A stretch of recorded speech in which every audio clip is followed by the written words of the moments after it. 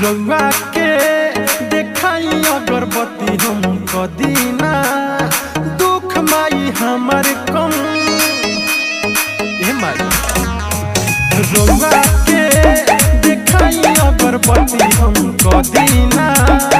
दुख माई हमर कम रोकली ना मोर बराबादी रोकली ना मोर बराबादी पगली के होता मोर शादी पगली के होता मोर शादी कैसे हम के भुला दी कैसे हम के भुला दी पगली के होता मोर शादी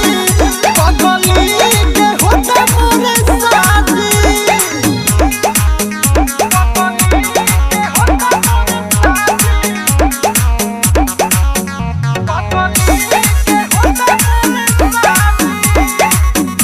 presented by Dil Music. सुनी माई कहली करी कुछ हाली उहो हमके माने ले पतिनु जी हे माई सुनी की कृपा देखा दी शादी का करवादी जराए तो हम दिया पतिनु जी ना तो कर याद जिए ना दी ना तो कर याद जिए ना दी पगली के होता मोर शादी पगली के होता मोर शादी